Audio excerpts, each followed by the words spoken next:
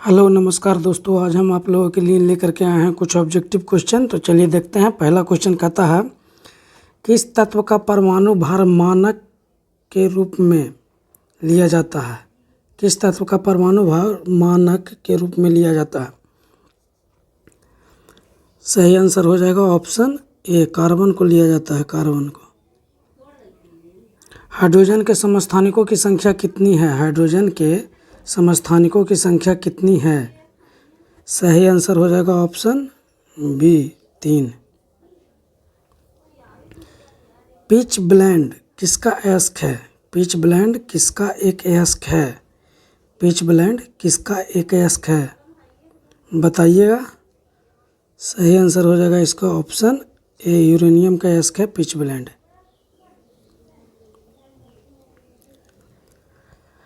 अकार्बनिक यौगिक से संश्लेषित प्रथम कार्बनिक यौगिक था? प्रथम कार्बनिक यौगिक कौन था जो प्रयोगशाला में संश्लेषित किया गया था? सही आंसर हो जाएगा ऑप्शन सी, यूरिया।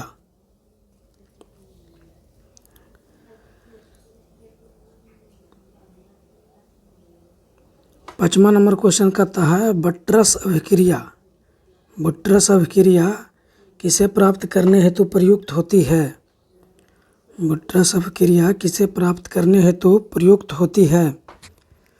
सही आंसर हो जाएगा ऑप्शन ए, अल्केन।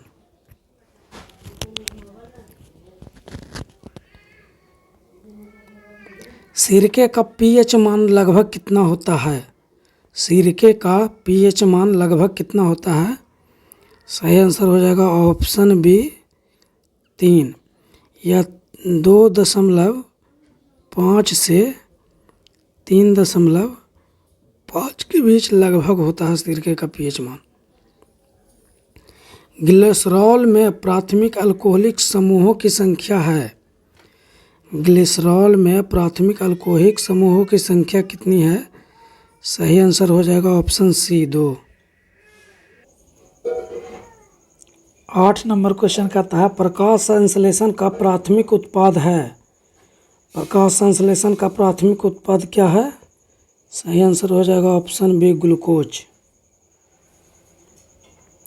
मशरूम है, मशरूम क्या है? मशरूम शैवाल है या अनावृत बीजी है, पादप है या कवक है? मशरूम क्या है, यानी मशरूम है। सही आंसर हो जाएगा इसका ऑप्शन डी, मशरूम कवक है। यह प्रकंद का एक उदाहरण है। प्रकंद का एक उदाहरण कौन है? सही आंसर हो जाएगा ऑप्शन सी, अदरक। सबसे जोर से बोल सकने वाला जंतु है? सबसे जोर से बोल सकने वाला जंतु कौन है? सही आंसर हो जाएगा ऑप्शन बी, नीला व्हेल। 12 नंबर क्वेश्चन कहता है, प्रकाश संश्लेषण तथा श्वसन का समान उत्पाद है? प्रकाश संश्लेषण तथा श्वसन का समान उत्पाद बताना है आप लोग के। सही आंसर हो जाएगा इसका ऑप्शन डी, जल। 13 नंबर क्वेश्चन कहता है, अंतःस्रावी ग्रंथि का एक उदाहरण है? अंतःस्रावी ग्रंथि का एक उदाहरण है। सही आंसर हो जाएगा इसका ऑप्शन सी, थायराइड ग्रंथि। 14 नंबर क्वेश्चन कहता है, कौन सा अंग पित्त का स्रावन करता है? कौन सा अंग पित्त का स्रावन करता है? सही आंसर हो जाएगा इसका ऑप्शन ए, यकृत। यकृत जो है पित्त का स्रावन करता है। निम्नलिखित में से यानी निम्न का कारण विषाणु है। कौन सा रोग विषाणु से होता है यह आपको बताना है। कौन सा रोग विषाणु से होता है यह आपको बताना है। सही आंसर हो जाएगा इसका ऑप्शन सी, रेबीज।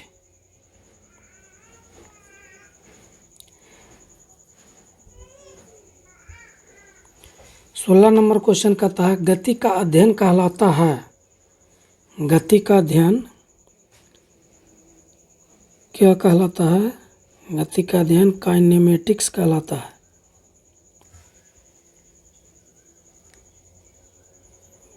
क्वांटम सिद्धांत का सुझाव किसने दिया था? 17 नंबर क्वेश्चन है, क्वांटम सिद्धांत का सुझाव किसने दिया था? सही आंसर हो जाएगा इसका ऑप्शन सी, प्लांक ने।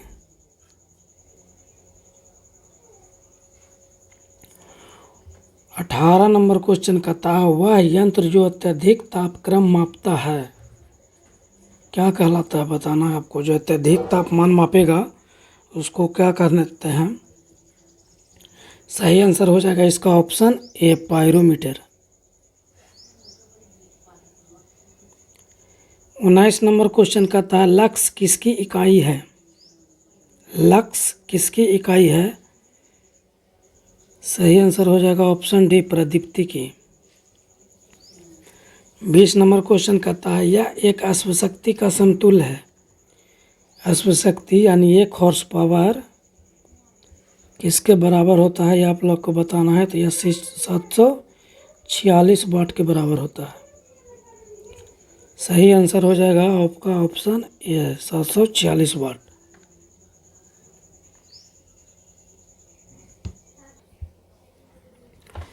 इक्कीस नंबर क्वेश्चन का है, यदि एक अवतल दर्पण में वस्तु एवं प्रतिबिंब दोनों वक्रता के केंद्र पर है तो प्रतिबिंब होगा।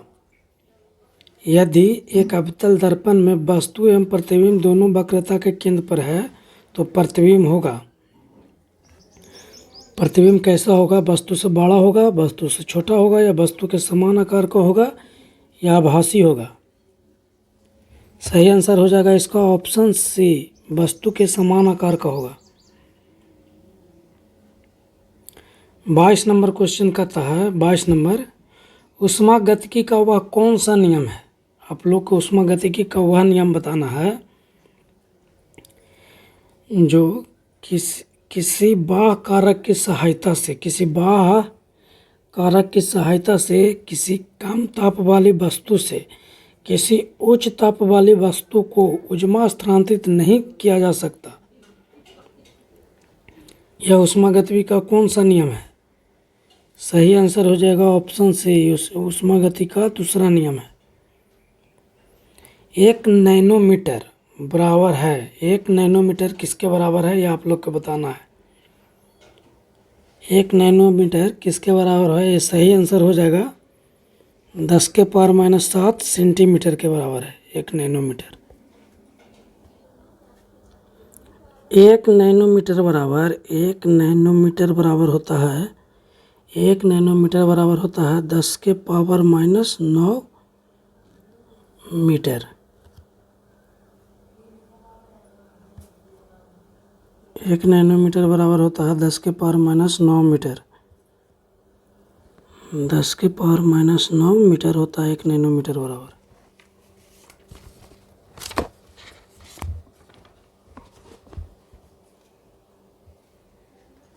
चौबीस नंबर क्वेश्चन कहता है, सौर ऊर्जा का प्रमुख स्रोत है।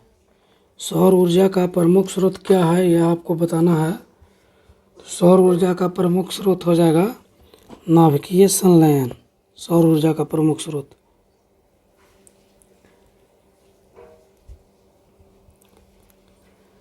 पच्चीस नंबर क्वेश्चन कहता है, यह प्रसिद्ध स्थल बिहार में स्थित है। बिहार में कौन सा स्थल स्थित है? सही आंसर हो जाएगा इसका ऑप्शन बी, अशोक स्तंभ।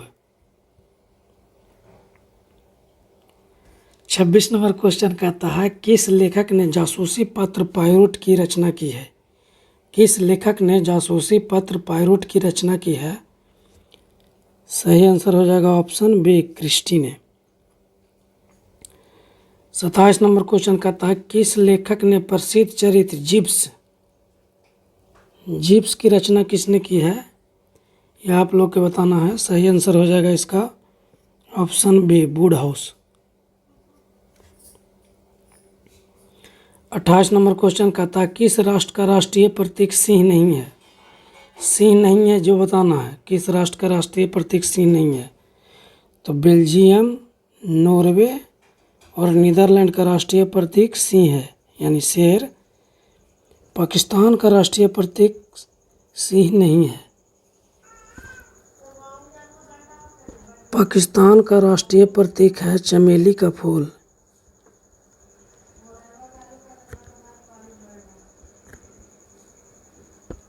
चमेली का फूल राष्ट्रीय प्रतीक है पाकिस्तान का।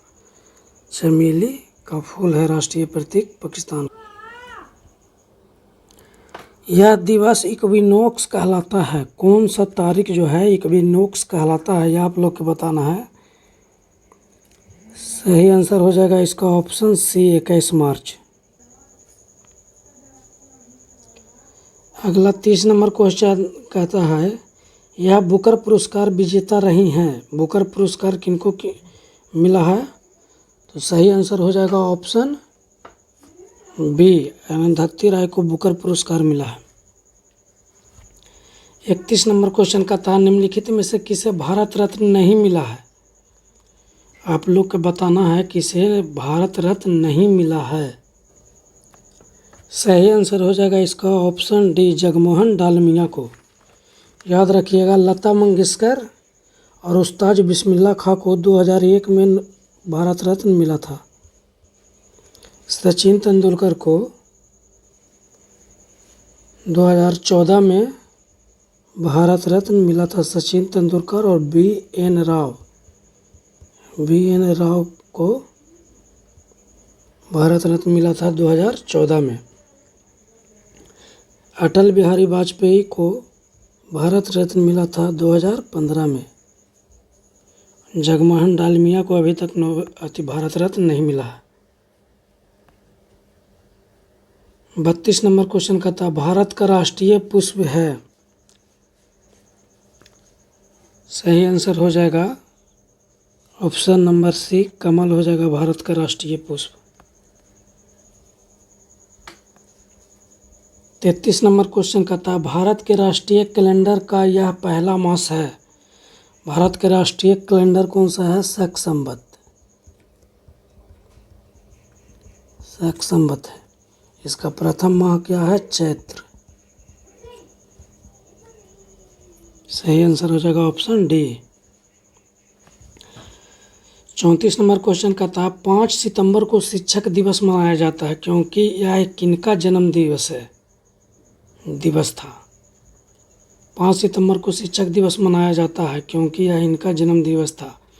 सही आंसर हो जाएगा option C, doctor Sarvepalli Radhakrishnan का जन्म दिवस को शिक्षक दिवस के रूप में मनाया जाता है।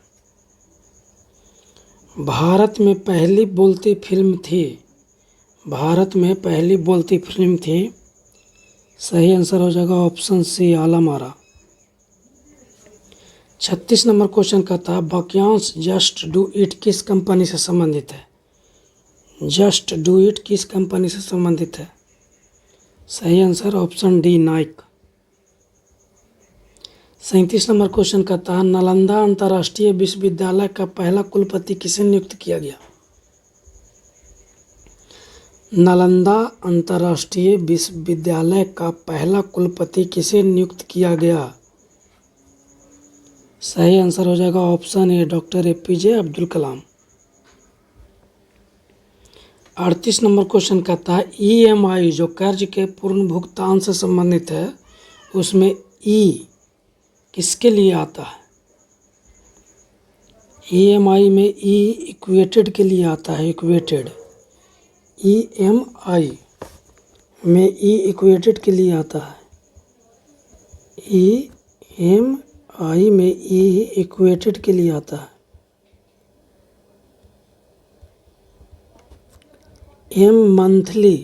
एम से मंथली होता है।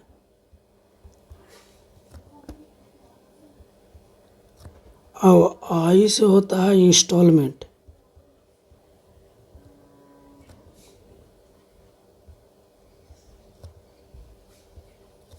EMI का फुल फॉर्म होता है ई से इक्वेटेड, एम से मंथली और आई से इंस्टॉलमेंट। सही आंसर हो जाएगा ऑप्शन बी। 39 नंबर क्वेश्चन कहता है भारत में श्वेत क्रांति के पिता कौन कहे जाते हैं। भारत में श्वेत क्रांति के पिता कौन कहा जाता है। सही आंसर हो जाएगा option C, doctor Varghese Kurien. 40 number question कहता है किसने लास्ट सपर को चित्रित किया था। लास्ट सपर को चित्रित किया था लियोनार्डो दा विंची ने। यह आप लोग आंसर दीजिएगा। पृथक पंचायती राज मंत्रालय का गठन कब किया गया। यह आप लोग का होमवर्क है, कमेंट सेक्शन में आंसर दीजिएगा। पृथक पंचायती राज मंत्रालय का गठन कब किया गया।